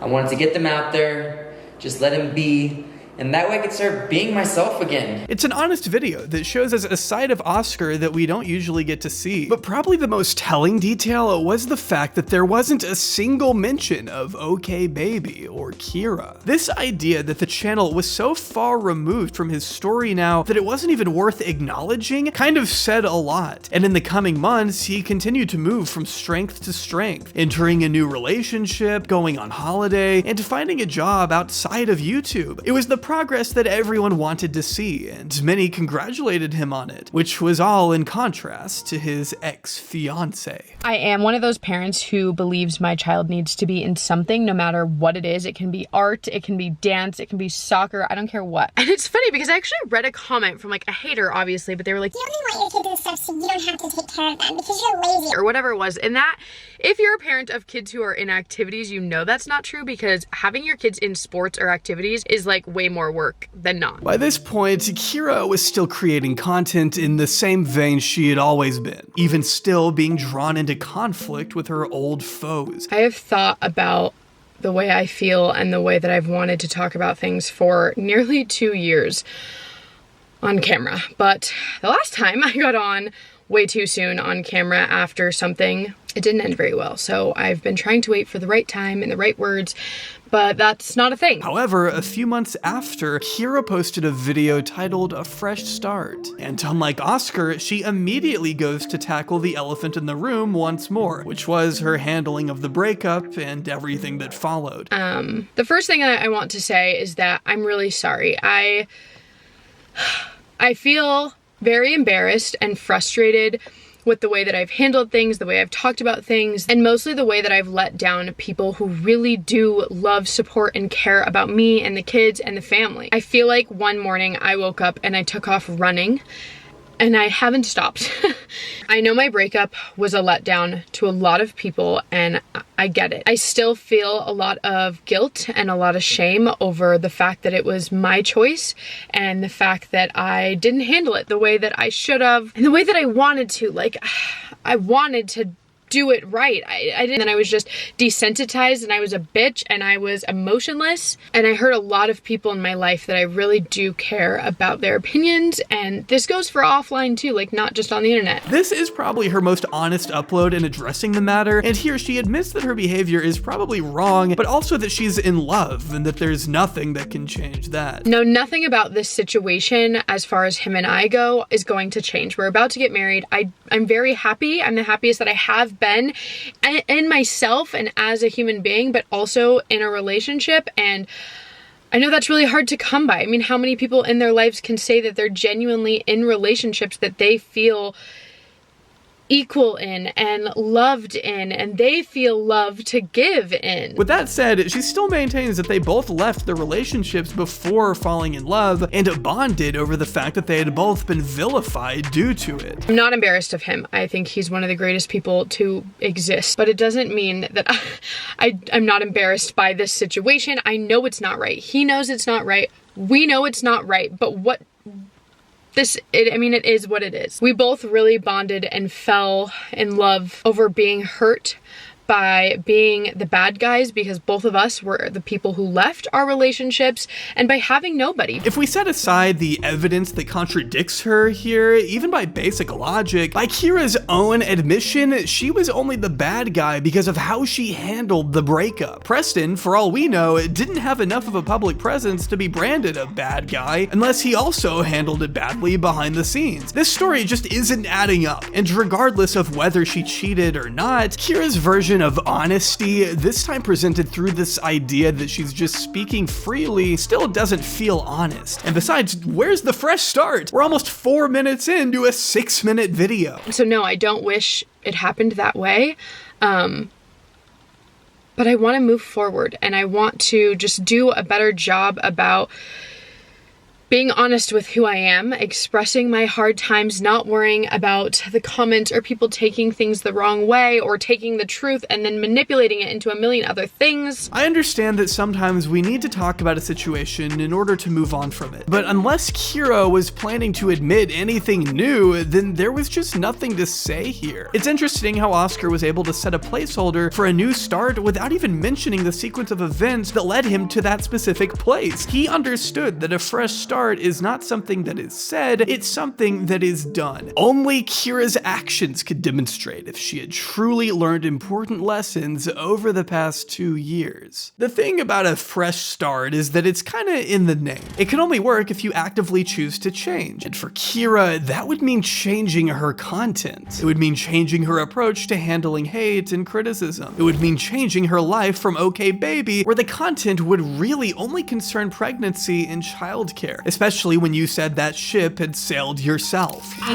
could possibly get pregnant again, but to have a successful, healthy pregnancy again would be very unlikely. And dangerous. Yeah, and very dangerous. For me, more so. She didn't say, like, the baby wouldn't necessarily survive, but she just said, like, there's a high chance that I possibly wouldn't survive that. One of the pressing questions which had surrounded Kyra's new relationship was regarding whether she intended to have more children. She already had 4 with Oscar, and after the 4th, she reported in a YouTube video that a doctor had advised her that it would be dangerous to have any more. We have so much opportunity, and that's really another big thing. Because this house comes with character, it also is a house from the 20s. So when it comes to how long will this house actually stand, how long could we live in it, could we have more kids in it because we do want more kids, like all these things. In spite of this though, Kyra's tune had changed significantly now that she was with Preston, entertaining the idea that she might have 1 or 2 more kids. However, with Kyra's comments concerning a fresh start a few months later, you might receive the impression that this was off the table. This wasn't the only change she had enacted in her content at this time. A month before her fresh start video, she stated that she had made the decision to not show her children in content anymore. I mean, her justification wasn't the best, and she doesn't seem to care that she did it in the past, but yeah, it's a start. I've absolutely loved sharing my kid's life on the internet, and I do not regret any of it. There's probably certain moments or certain things that I would have filmed differently or maybe not filmed, but overall, I'm happy with the decisions I've made as a parent when it comes to doing YouTube with kids. Am I doing it because I believe that I'm exploiting my children? No. Truthfully, it's not that deep, it's not that serious. I simply just feel like it's the right time to make my content about me. Over the next few months, her content pivoted to focusing on her relationship with Preston, their engagement, and their subsequent wedding. At first, it appeared that maybe Kyra was prepared to follow through on her commitment, but after a while, it seemed that the relationship with her old content was creeping back into frame, most demonstrated by Kyra's continued reflections on it. The content that I put online, the version, we're gonna call it, of myself, which I feel like is just me, that I put out there is what people group together and make their assumption based off of. Like, that's who people think I am, which isn't a bad thing. You know, me and the people in my life talk about this often. I'm not sure where so many of these assumptions come from, you know? Like, and then I automatically hear people's responses like, are you kidding? Well, look at what you did, which what I did is not even what happened. What you did was not actually what happened? I understand what she's trying to say, but this is the importance of education. The greater observation that should be made, though, is that we are now 2 years in, and she is still responding to people whose views are not up for negotiation. Why is Kyra still addressing people who have already made up their mind about her? Is it for the views? Because 75,000 views is really not worth the hassle of having to poorly explain yourself for the millionth time. It's so hard, and I am a very firm believer in if a lot of people are saying something about you, it's probably true. So I've been very hard on myself in the past because I read all these comments saying the same thing, and then even though I don't feel like it's true, I have to think to myself like, well, maybe it is, because if that many people think that, maybe it is. It was clear that she was still thinking about OKbaby, what it was, and what she lost. The fact that she did have something incredibly lucrative that she could no longer replicate. And the fact was that by 2024, family channels had even less of a presence on YouTube than when Oscar and Kyra broke up. If Kyra still wanted to pursue her dream job of being on YouTube, she probably would have to do something different, especially alongside her commitment to not show her children in the video, and the sense that she had a new outlook on the world. It would seem incredibly hypocritical to then return to uploading videos about pregnancy and childbirth, and besides, she needed to be pregnant for that to happen, which we already know is impractical and possibly life-threatening, and Preston didn't want a child by his own admission, so there really is no way this was going to happen. Oh my god. You guys. Oh, okay. Baby. On the 16th of May, 2024, Kyra Renee Siverston uploaded a video titled "We're Having a Baby" with 2 periods instead of 3. Again, please don't skip your English classes, but grammar aside, what the fuck?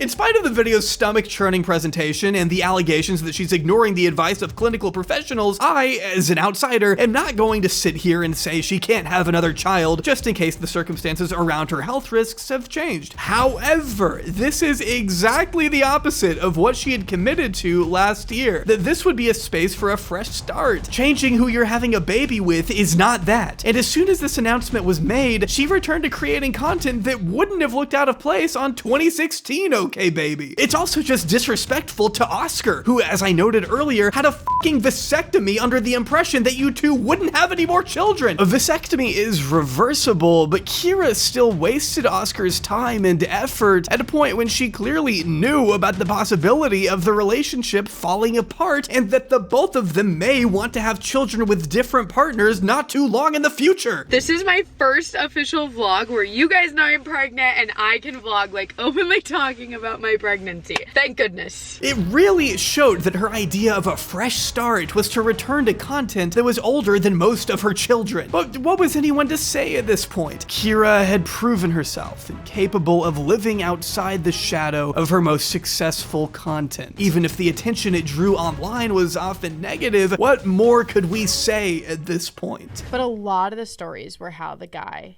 ended up leaving the girl for the other person. For the other one? Oh my god, that which is crazy to me. The like, worst it's scenario. Sex, which like sex is a big deal, but also to like leave your relationship because For somebody sex. gave you a good blowjob. Yeah, but like, well, we couldn't say much ourselves, but there was one person other than Oscar who may have some thoughts to share. This person being Hannah, Preston's ex-wife slash fiance. Other than alleged screenshots, she hadn't made a public statement up to this point on Kyra's relationship with Preston. In the past, she had implored people to be kind and even made a tongue-in-cheek video on TikTok about it. But in spite of this, she hadn't actively contended Kyra's claims that they both developed feelings outside of their respective relationships, and seemed to have kept most of her thoughts to herself. Yet at the start of June, shortly after the announcement that Kyra was pregnant, Hannah took to TikTok to post a poem based on Kendrick Lamar's Euphoria, which really tells you all you need to know, I think. Her follower count getting neutralized. I can only watch in silence.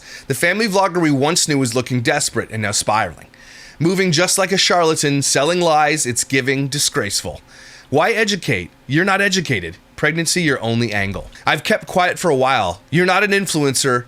You're a homewrecker. There's a sense that Hannah is posting this in response to Kyra's repeated proclamations that she didn't do anything below board. This sense that she was getting tired of letting Kyra control a narrative which Hannah felt differently about. That narrative being that Kyra wasn't a homewrecker. There were already discrepancies in Kyra's story that had been pointed out online, but this was the first time a person inside this circle actively disputed Kyra's narratives, claiming that Kyra and Preston were having an affair, though it doesn't stop there. Have you ever been betrayed, lied to with a poker face? Have you ever lost $20,000 because of a basket case? Well, I have, and replaced them both, so I came out straight. How many more fake fairy tales about your life till we've had enough? How many more pregnancies until you finally feel that you're mom enough? As this is expressed through poetry, I need to be careful with my interpretations here, but Hannah talks about what this saga has cost her. $20,000, her cat, and of course, her partner, yet also taking aim at Kyra's behavior online, framing her as attention-seeking and self-absorbed, being jealous of Oscar and his new relationship, while also implying that her relationship with family is a transactional one, primarily acted up for the camera, a camera that she says Kyra should put away. I have receipts. Maybe I'll double back with you. And when I asked about a bitch, you played dumb bitch. You turned out to be that bitch. Probably one of the most damning claims in this poem, though, is when Hannah seems to imply that she had asked Kyra if Preston was being unfaithful with another woman, and Kyra had played dumb, all while being that other woman, and that she has receipts that she's willing to show that back up her story. Among the other very scathing lines, these claims reignited the narrative surrounding Kyra's betrayal of all those in her life, and drew attention back to her old content and all the contradictions within. This is all the confirmation we're going to need right now that the cheating allegations are correct. There's the tea. However, when people went over to OKbaby to see if they could sleuth through the old content, they were met with a surprise. All of their videos had been deleted. On one hand, this was great for the children's privacy, but the timing couldn't help but feel convenient, and that Kyra was trying to cover up compromising information, especially given that less than a year before, she was saying that she had very few regrets regarding this content. However, there were no direct responses to Hannah's upload from Kyra or Preston's end, as they continued to upload the pregnancy diaries, giving birth in early September to a new child as if nothing else was going on. This was a time for Kyra to give her all to the newest member of the... Never mind, she just started beefing with the Dad Challenge podcast again. I don't like to acknowledge the Dad Challenge podcast too much because that's what he wants, right? Saving the children or something, like protecting the children. And we won't even get into what he's been accused of. Really, Kyra? This all happened barely a month after you gave birth to your 5th child. Don't you have anything better to do? The whole channel started off and still is calling out child exploiters. I don't think kids are going to be saved because it's too far gone. These kids' lives are on the internet forever. I'm not trying to save any kids. I'm trying to call out the assholes who took advantage of them. I'm the karma that they receive because of what they did. Nothing I can do now. I mean, look, I don't know Joshua Barber, so I can't speak on his character, but his success in calling you out is merely a representation of other people's annoyances at you. Even if he disappeared tomorrow, the reasons for why people don't like you wouldn't, and by taking aim at him, all you're doing is reminding people why they don't like you, because you're preoccupied with the image that you had before you went off to find yourself, and you would apparently rather spend the next 10 years of your life trying to recapture that image over building a new one, despite it already being broken beyond repair. When you gave yourself a chance for a fresh start, you just decided to make the same exact content you were before, while bickering with drama channels who have more than enough time to remind the viewers exactly what you've been called out for. It's a toxic cycle that at this point feels almost like a humiliation kink, but unlike others, I'd rather not explore what you're into. I can only put myself in the shoes of, like, if Preston was downstairs making videos about moms on the internet. Moms who? Moms who what? All of this behavior reeked of a complete lack of growth, and a closer look at her content would tell you the same thing. Although she had committed to censoring her children throughout her content, it was done so lazily that a lot of the time you could still very easily see their faces. It really wouldn't have taken long to actually fix this, but they don't, on multiple occasions, and in March of this year, Kyra just decided to film one of her children anyway, advertising her face and name in the thumbnail. I know it's not the same as vlogging your entire uncensored secret family's life, but if you've made an explicit commitment to not actually show your children on camera moving forward, then you can't just give yourself a little treat here and there while writing in the description that you're still upholding that commitment outside of it. All of this behavior screamed that this was a person who 100% wanted to show their children on camera, that this was a person who desperately wanted OKbaby back, but the O had already long gone. It's time we make our home feel like a home. Today we're gonna redo this living room. Oscar Morales had found a new life. What up, dude? Look who it is. All the way from Montana. What up, dude? There were the occasional vlogs here and there, but most of the channel is focused around his own personal growth, spending time with his friends, and making moves in his own life. It's feel-good content, and the reason I haven't focused on him much during this part of the video is because he's mostly removed himself from this story and went on to create his own, one where he doesn't have to constantly acknowledge the past in order to build a future. Oscar was blindsided by news that had been harbored by the love of his life. This revelation uprooted his entire existence, which then led to having his own private matters be dissected by those online. Even if he was widely perceived as the victim in this situation, to experience that would still be deeply embarrassing and difficult to process. Yet, at every step of the way, Oscar handled his former fiance's decisions with far more grace and dignity than most, never weaponizing his position against her and actually helping her in spite of the betrayal he must have felt. I think it's that sort of situation where you grow the most, the one where you have to be honest with yourself and come to terms with the reality that has fallen upon you and how your own actions may have contributed to it. I think Oscar was honest enough to have that reckoning with himself, but it doesn't feel like Kyra is. And if vlogging content is just a slice of the creator, then that's all the evidence you need to draw a conclusion here.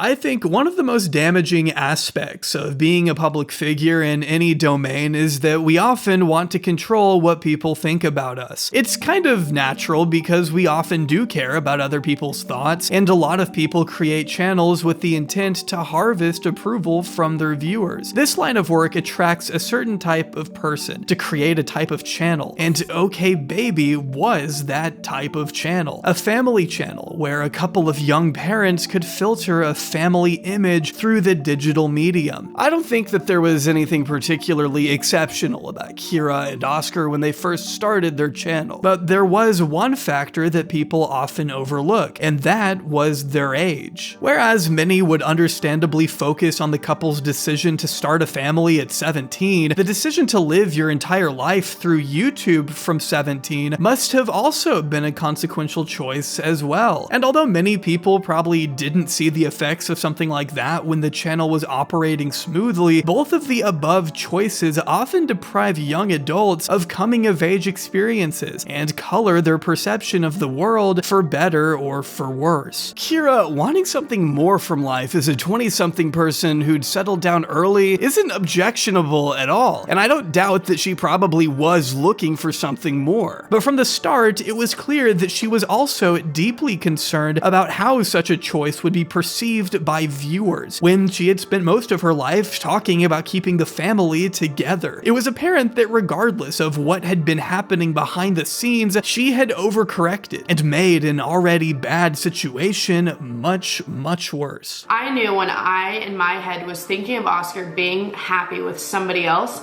and that made me happier, that's when I knew I didn't want to be with you anymore. This was a person who had spent her entire adult life defining herself online, and you could tell because this is information that nobody needed to hear, directed towards a certain good faith audience member who will accept it at face value and trust her on this notion of experiencing the world. But as soon as it reached a more critical viewership, the subtext became all too apparent. Oh my god. The fact, confidence, I love it. The fact that you think after everything you put me through, I would be like... Me put you through? I've done nothing.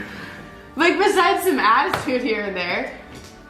And comforting another guy because he was sad. Oh, there it is. I think what was more incriminating for a lot of viewers was how she appeared to want to intercept any narrative surrounding unfaithfulness. It immediately made people think she had cheated, or at least was interested in someone else, because when you decide to break up with someone, your first thought usually isn't, oh, I hope they didn't think I cheated. If she genuinely hadn't cheated, she only said this for the audience, and again, this is your life, not your viewers. This behavior was a massive overcompensation, driven by an obsession that can only arise from the dynamic that vloggers foster. Oscar Morales experienced one of the most devastating pieces of news that someone can ever go through, and he had a deeply personal reaction broadcast to the rest of the world, all while under the expectation from himself and those around him to continue uploading content onto the family channel like it was business as usual. It was a perverse reality that showed how intimate content can also be deeply harmful, and although I'm sure he has his own fair share of regrets, he never went out of his way to hide much of anything, and in the end, that allowed him to create more honest content about moving forward. For Kyra, though, what followed was months, no, years of trying to control a narrative, creating content that was already showing the more personal and vulnerable side of everyone involved, all while being so flagrantly transparent in the fact that she was hiding something. How can you sell yourself on being upfront and real when you're constantly trying to hide details of your life under the guise of privacy? Privacy you weren't willing to afford your children for most of their lives. How can you say that you want to move on, but then continue to pick fights with people who you know will only prolong your grief? What are you fighting for? Because it's not the benefit of your husband, your family, or yourself. To me, she's fighting for a natural continuation of her OKbaby story. I think if she could, she'd restart the channel and change its name to PKbaby. But there is no natural continuation. She gave that away when she chose to record the dismantling of a long-term relationship whose audience investment had been built upon. And I believe she misjudged Oscar when she thought that he would just go along with this and allow the channel to still be used as an outlet by both of them, no matter who she ran off with. But Oscar never saw the channel as she did. It's exciting because you get to, I mean, like your channel that you do now, you get to really just, you know, family content hasn't always been your favorite necessarily. Oscar was a rare breed of creator who was merely expressing himself in each video, and actually committed himself to the channel for what he believed was the interest of his family, which is why he likely allowed himself to be seen at one of his lowest points. But I think that experience also revealed to him just how rehearsed Kyra was. In those moments of dissociation while Kyra rambles on about how this was a choice made in the interests of both parties, were probably the fragments of realization that this was someone who had not been honest with him the same way she couldn't be honest with her viewers. Kyra's behavior is symptomatic of someone who has become preoccupied with creating an idea of what your life is like online before actually just living it. It's always going to be the case with vloggers that while we don't see all of their life, no matter how much they claim we do, but it's particularly bad with family channels, especially because there are young children involved who actually don't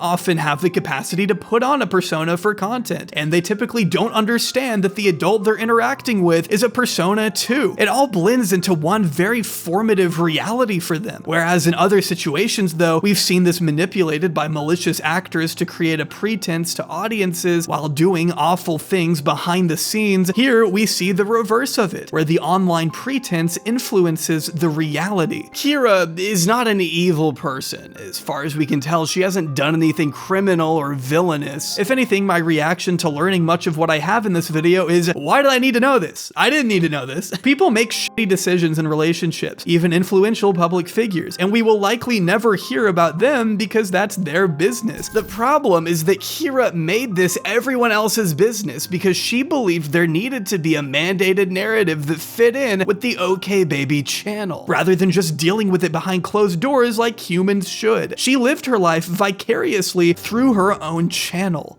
You see that faint line? Oh my gosh, yeah. Should I have another bonus?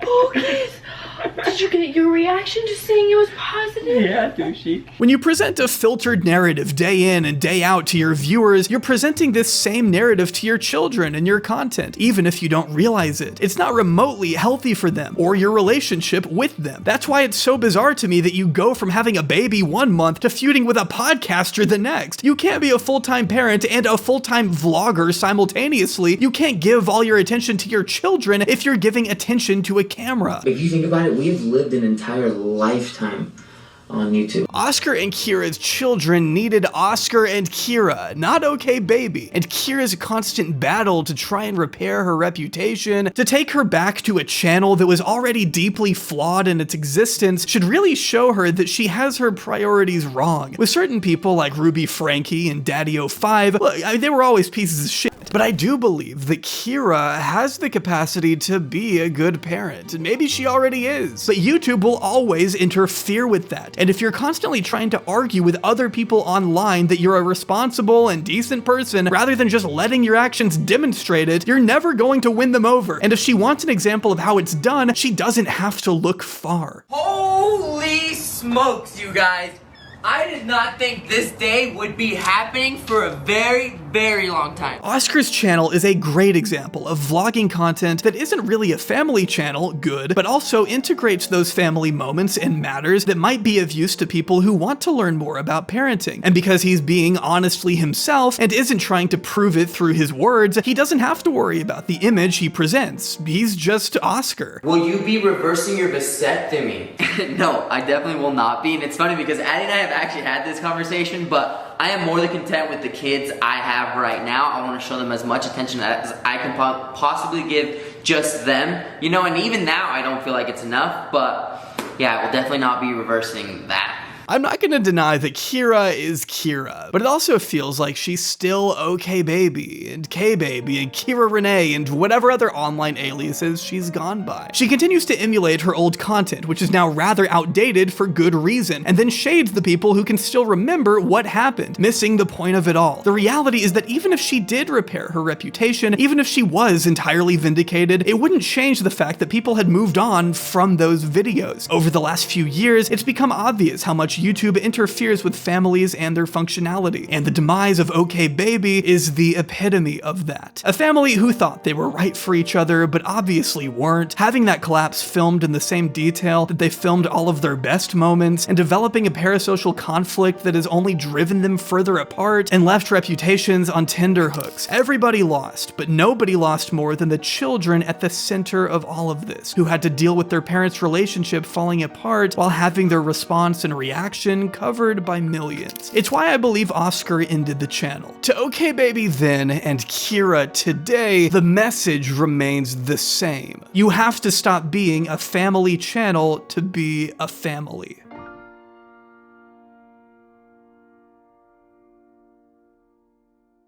Alright, well, thanks for watching this one to the very end. This was a long time coming, and believe it or not, I actually mispronounced Kyra's name as Kyra when I initially recorded this video. So, lucky for me, I got to embark on a fun little journey of going back and re-recording about 145 lines at last minute, to the point that Kyra doesn't even sound like a real word to me anymore. Kyra, it's not a real word, but we made it. We made it to the other side, and I can't tell you how much I appreciate your support and all the help I received from the editors on this one. Please check out their profiles, which are linked down below, and don't forget to sign up for Scentbird using code JOBBERY2 to get 55% off your order. Link for that is in the description too, obviously. It helps the channel and makes it so that I can keep hiring the outside help that I need in order to ideally post more frequently. I know it doesn't always work that way, but yeah, we're trying to get there. I'm really just trying to delude myself into making it happen at this point. Anyway, I'm done rambling. Thanks for sticking by. New videos coming soon. Maybe, probably, I don't know, bye.